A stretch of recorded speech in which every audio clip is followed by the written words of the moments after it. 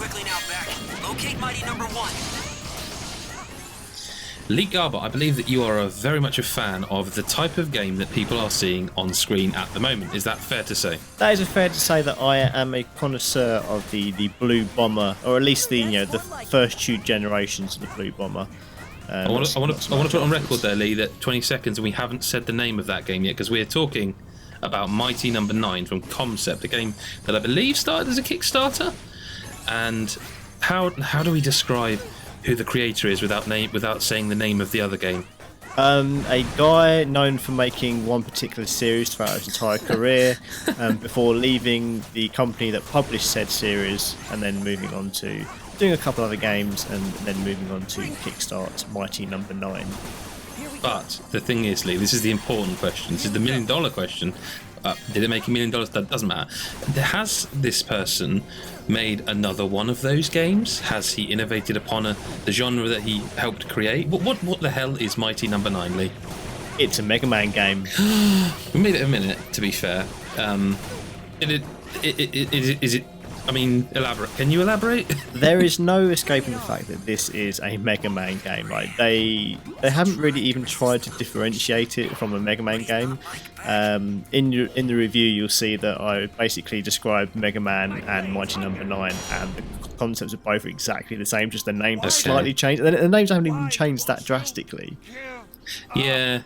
I mean, I do wonder at what point, because the guy made Mega Man, but you don't have to make that character again, do you?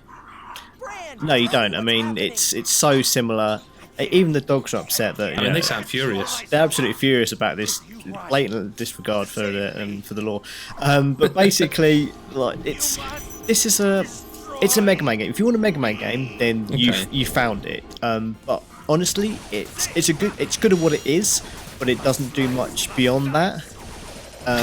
Is that enough? And the reason I ask that is because the thing is, because it was kickstarted, obviously enough people wanted that for it to exist. So is there an argument to say, like, it almost doesn't matter what we critics think because its job has been achieved? Yeah, I mean, it's difficult to say because sure, people put their money where their mouth is and wanted a Mega Man game, and that's exactly what they got. Yeah. But other than that, I mean, it's lacking kind of features and the depth that many later Mega Man games would have. It's sort of almost a bit too simplistic. I don't want to interrupt you too much because you are the Mega Man man. Oh, that was hard to say. But when you say the later Mega Man games, which specifically, for people who love them, what are you referring to when you say it's lacking features that later games have?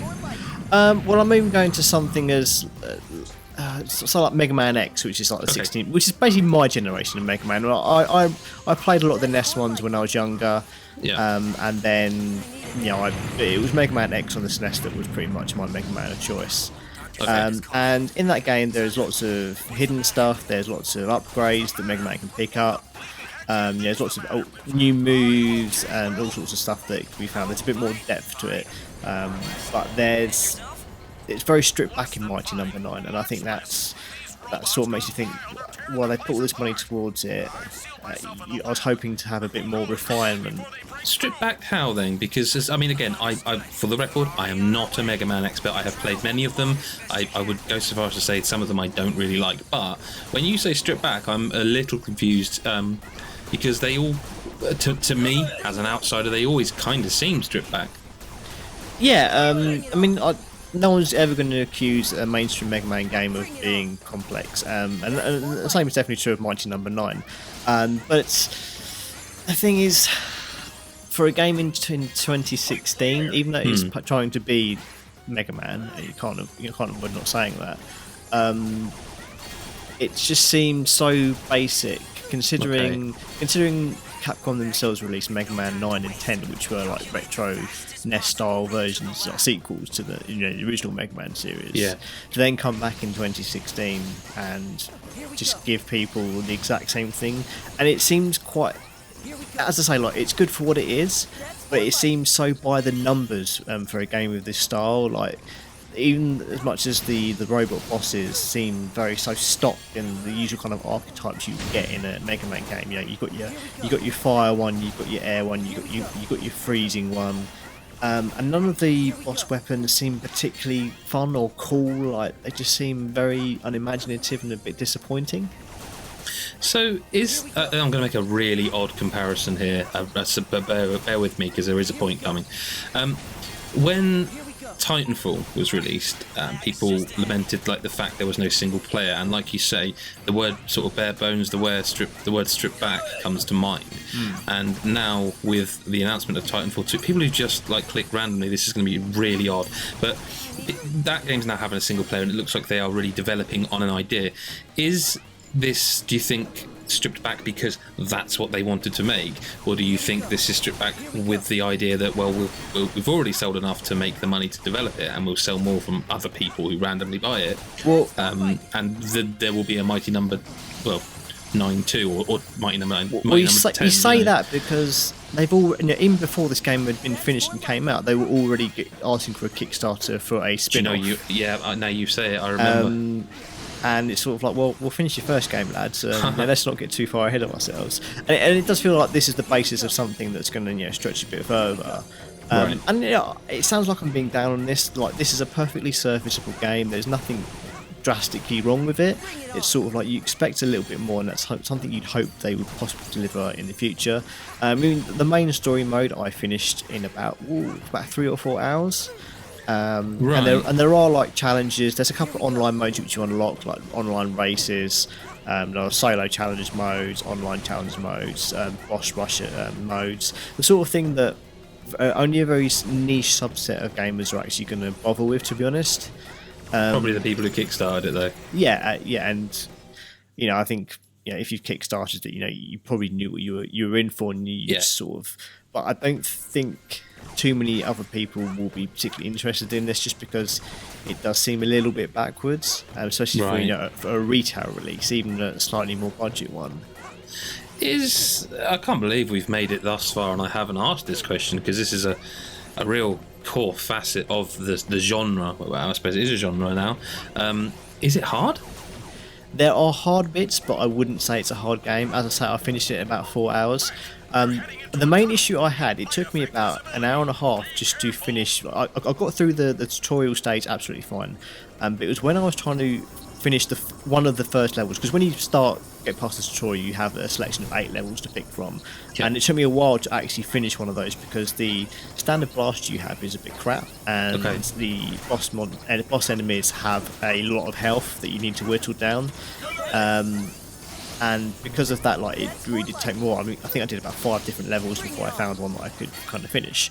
And then once I had that first boss weapon, in true Mega Man style, you can then use that weapon to against other bosses, because they're weak against it. So you have to find the right one that's weak against a particular boss's weapon.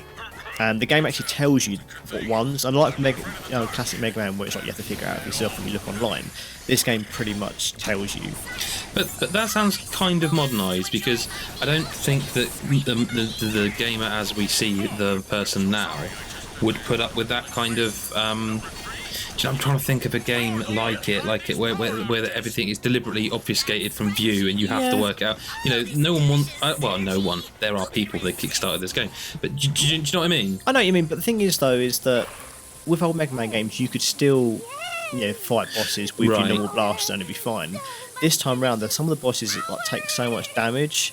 And the thing is, there's a whole absorption mechanic in this game where when you deplete an enemy's health, they're kind of stunned and what they call destabilised, so they sort of glitch all around them, and you do your dashing move next to them and you absorb their power and it kills them. Yep. When in bosses, that happens every so many hits, every so many chunks of the bite you hit off them, so they start going in a purple glitchy state, and you have to dash through them, otherwise they will replenish their health. I didn't know that bit. So that's another side of it as well. You've got to make sure that you're keeping an eye out for them glitching out, so you can absorb that stage before all your progress is pretty much lost. And how hardcore does it let you be? Because what I noticed, I've not played enough of it to judge, so I'm genuinely asking this question. When I finished a level, it gave me like a rating of that thing you described, like the dash absorption thing. Yes. And it made me wonder if it's possible to kind of combo entire levels. That's exactly what the intention is. It's definitely geared towards high level play. In the Right. The longer you let an enemy fall into that destabilized state, the lower the percentages of absorption. So you're trying to get basically 100% by kind of racking up these 100%, as many of them as possible. And the whole thing of the absorption is that depending on what colour it is, you also get a little bonus. So if you, I wonder what that was actually. So if you absorb red auras, your fire is more powerful. Then you've got speed. You've got blue ones which give you life, and if you've got full health, then that'll even allow you to get like an extra energy tank that you can use. That's quite cool. I mean, it sounds a bit like a for the fans type thing, like where, in the same way that like a Dark Souls player says, like, the first run through is just to see the thing, and the second run through on New Game Plus is to really master it or something. It kind of sounds like maybe there's that to Mighty Number 9. Like, you go through it, but then the real game begins. Do you know what I mean? Yeah, or that's am I giving it. Too much credit. I don't know. If you're that way inclined, there are tons of leaderboards for all the challenges, everything. So if you want to be the best, then this is a pretty good game. Because when you're getting to grips with using that dash move and the absorption abilities, like that's when sort of the game is almost at its element, where you're kind of flowing through these levels, and that's quite fun because this game does control very, very well. It controls very much like Mega Man X, in that you're kind of dashing around. This time around, you can actually duck under projectiles by dashing under them. And you can climb up ledges as well, so you can kind of grip onto the edge of them and pull yourself up.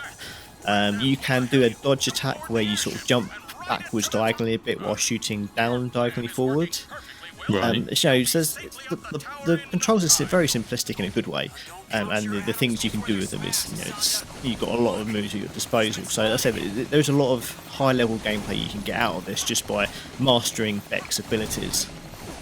It sounds like you like it, you just don't love it, and the fact you don't love it when it's like, because again, for someone like yourself who sort of loves the Mega Man games, like this is kind of like, I guess this is for you, for like the moments like, thank God we finally get another one, a new one for me to master. And I guess what I'm saying is, you like it, you don't love it, and perhaps the disappointment in your voice is because you don't love it, you just like it, and you wanted this majestic thing, and this is fine, and it sounds like you like it, but you don't love it. That's right. I think, as I say, it's good at what it does. It just doesn't keep. It's not fresh enough, considering they're 30, 40 plus Mega Man games. Jesus. You'd like to think that maybe they try and push things forward a little bit more, but the formula they're using is so well trodden by this point. The fact that it doesn't stray enough from that sort of means it's kind of like, well, why did you make this game? I know people want another Mega Man game, but do you really want exactly another Mega Man game? Yeah. Well, if you want to read Lee's full review, you can go to GodisaGeek.com, obviously, and I'm sure we will have more on Mighty Number 9 when the game's out, and we'll talk about it more. But otherwise, Lee, thank you for your time. Thank you very much. And we'll see you in the next video. Bye-bye. Bye.